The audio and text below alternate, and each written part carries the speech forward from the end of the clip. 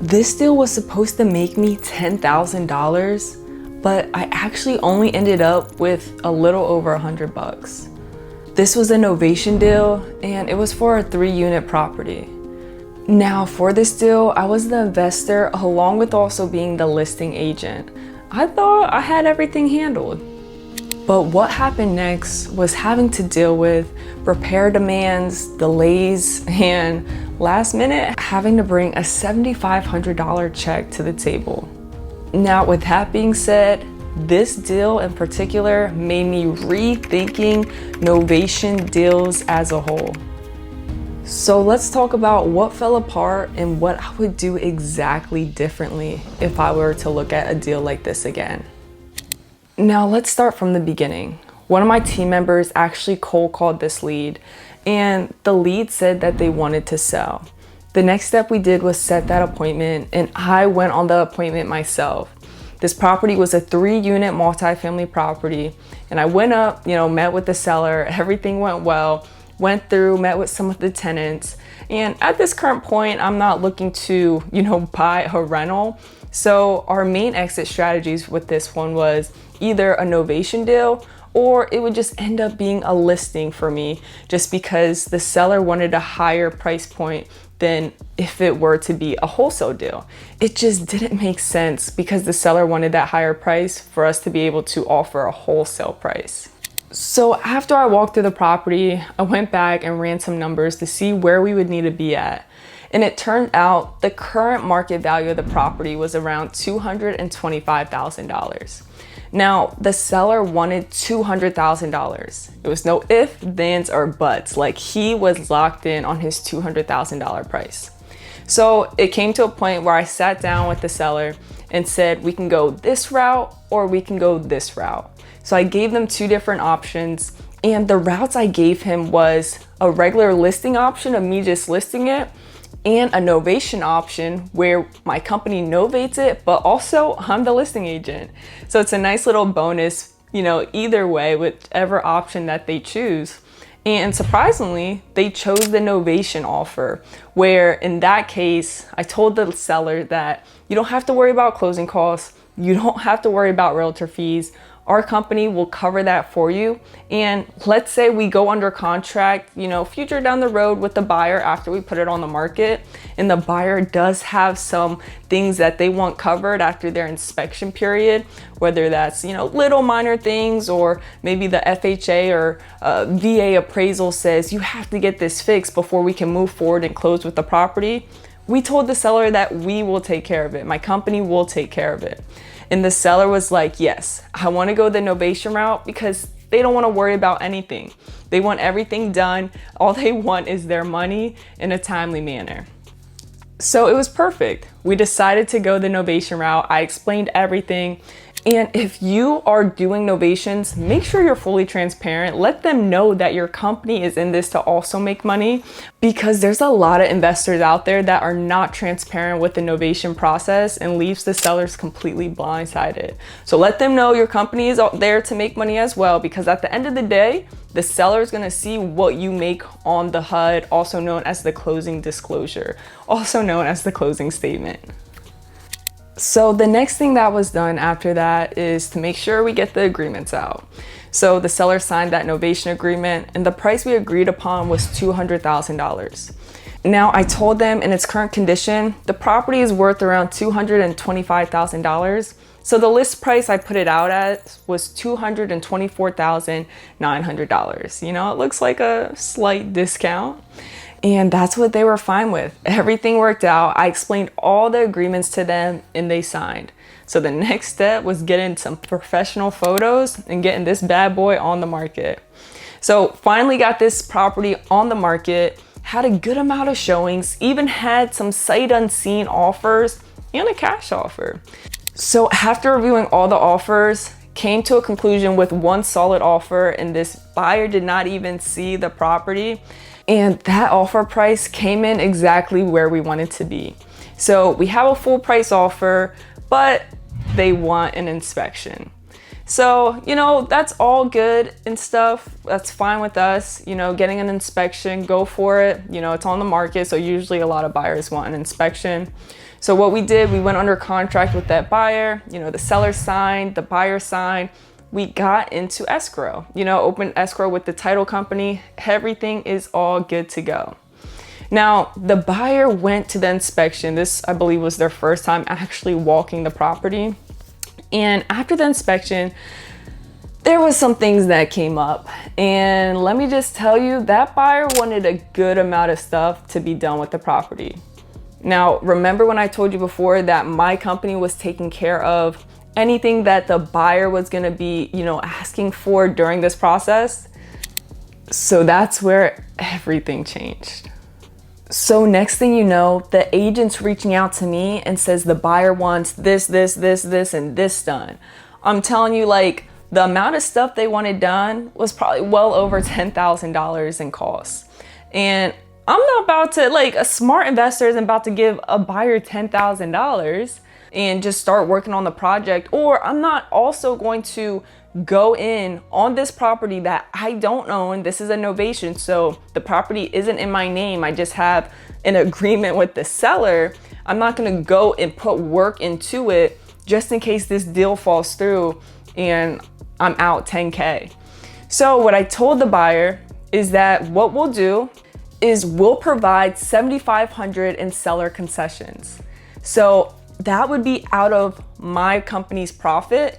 We'll provide that to you at closing. So you would get a check at closing for $7,500. Now, after some back and forth, we agreed on that. The buyer agreed on that, I agreed on that. So everything was situated with that. Now, during this process, the buyer's lender was not the greatest, I'm not gonna lie, it was horrible. And it took a good amount of time just to get the appraisal completed, just for us to get the appraisal back to see if it appraised that value, which it did, thank God. And then for us to just schedule closing and have everything all situated. They just took a very, very long time. It was getting my sellers frustrated.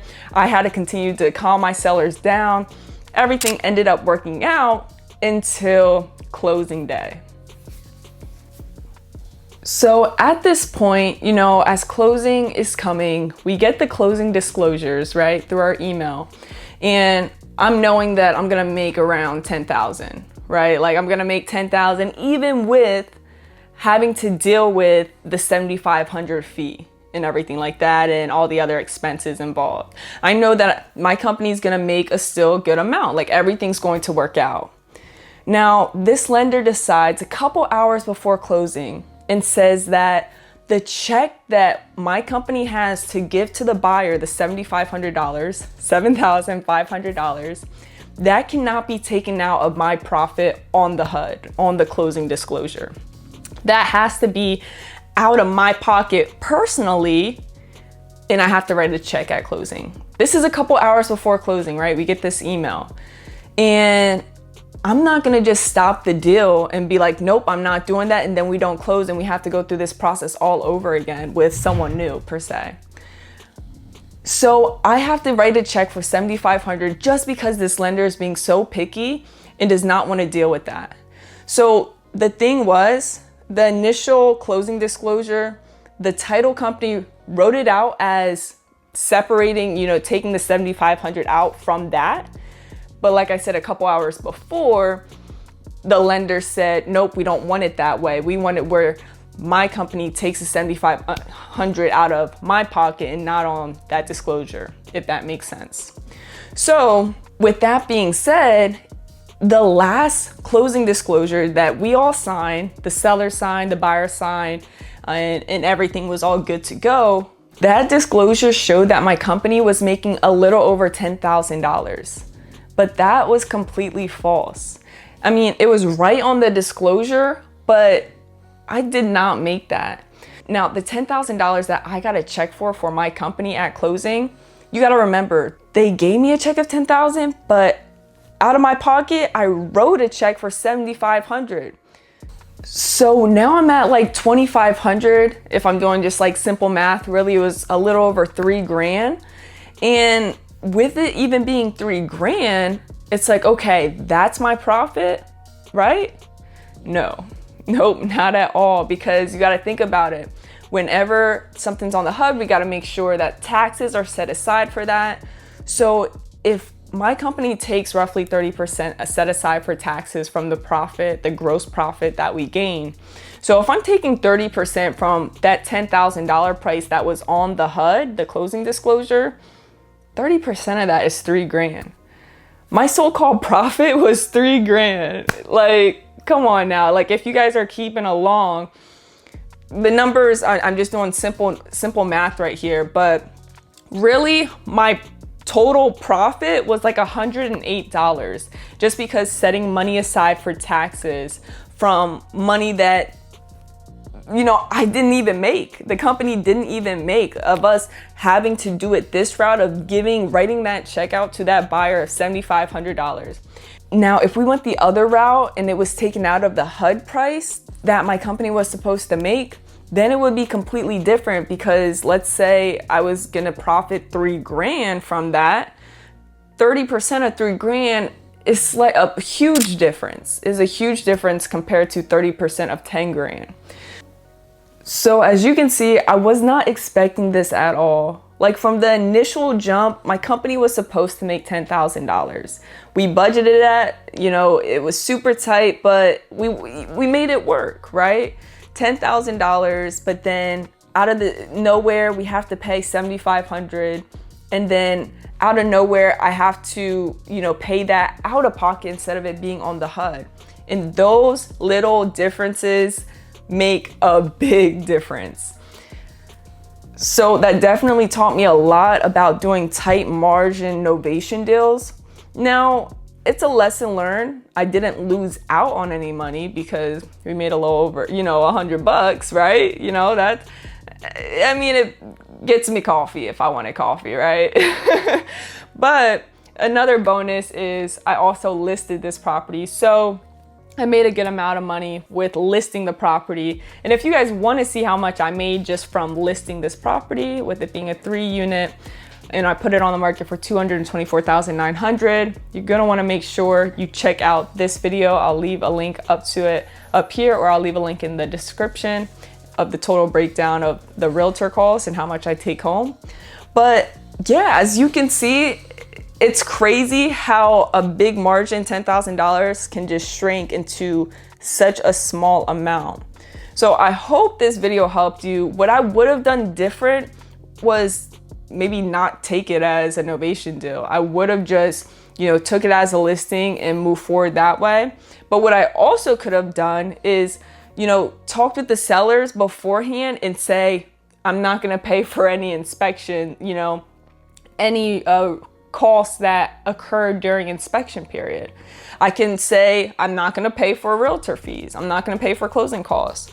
So just so you know, dealing with novations, everything is negotiable. So I know some people that do novations and they don't pay for any of that stuff.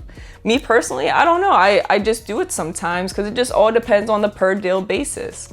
So you can also take that into account. But for me, I'm gonna make sure my spreads are even bigger with novations, and then also just verify the condition even more to be aware of any little things that may pop up if an end buyer ends up getting an inspection. So I hope this video gave you some insight on novations and the mistake that I made of dealing with those tight margins. And if it did, give this video a thumbs up. Go subscribe if you're not subscribed. And like I said, if you want to see a video breakdown of how much I made for this deal as a realtor, you're gonna want to make sure you check out this video next.